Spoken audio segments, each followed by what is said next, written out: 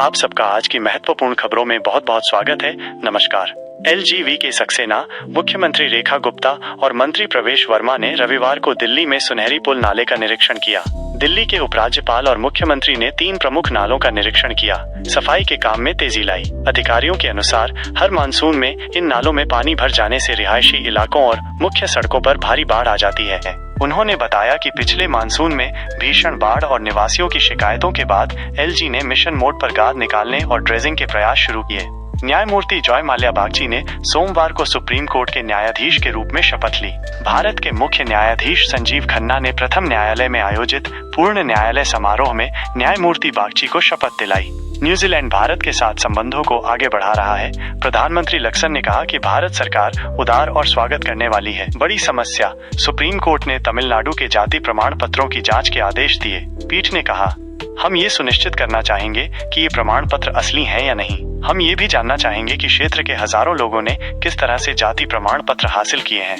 मुख्य चुनाव आयुक्त सीईसी ज्ञानेश कुमार ने मंगलवार को गृह सचिव, विधायी विभाग सचिव और यूआईडीएआई के सीईओ के साथ ईपीआईसी आधार लिंकेज पर चर्चा करने के लिए बैठक बुलाने की पहल की है। ये पहल ऐसे समय में की गई है जब मौजूदा मतदाताओं द्वारा स्वेच्छा से अपना आधार नंबर चुनाव आयोग को बताने की अधिसूचित तिथि लगभग 1 वर्ष पहले समाप्त हो चुकी है। प्रधानमंत्री नरेंद्र मोदी आज भू राजनीति और भू अर्थशास्त्र पर 3 दिवसीय प्रमुख सम्मेलन रायसीना डायलॉग के 10वें संस्करण का उद्घाटन करेंगे। इस विचार विमर्श में न्यूजीलैंड के प्रधानमंत्री क्रिस्टोफर लक्सन, अमेरिकी राष्ट्रीय खुफिया निदेशक तुलसी गब्बार्ड और यूक्रेन के विदेश मंत्री दिमित्रो कुलेबा सहित 125 देशों के प्रतिनिधि भाग लेंगे। 20 वर्षीय लड़की की मौत, परिवार ने लगाया चिकित्सकीय लापरवाही का आरोप। पुलिस ने बताया कि डॉक्टरों की कथित लापरवाही के कारण फोर्टिस अस्पताल में 20 वर्षीय लड़की की मौत हो गई।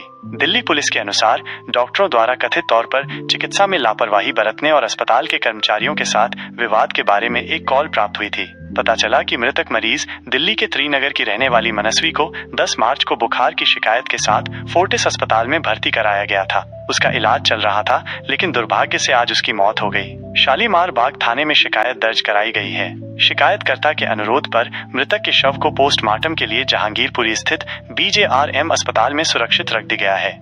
दिल्ली उच्च न्यायालय ने फैसला दिया है कि किसी अभियुक्त को मुकदमा शुरू होने के बाद आरोप पत्र का हिस्सा बनने वाले दस्तावेजों की प्रमाणित या सत्यापित प्रति देने से इनकार नहीं किया जा सकता। 2 आरोपियों को राहत देते हुए न्यायमूर्ति विकास महाजन ने कहा, यह मानते हुए भी कि संबंधित हार्ड डिस्क की प्रति आरोपी व्यक्तियों को धारा 207 सीआरपीसी कार्यवाही के चरण में प्रदान की गई थी, फिर भी याचिकाकर्ता के उन दस्तावेजों की प्रमाणित प्रति मांगने के अधिकार को नकारा नहीं जा सकता जो आरोप पत्र का हिस्सा है।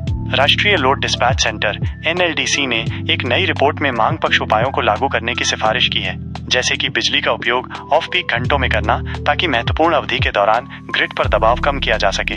ग्रिड ऑपरेटर ने मई-जून में उच्च जोखिम वाली बिजली की कमी की चेतावनी दी। अप्राप्ति योग्य मांग में वृद्धि का अनुमान।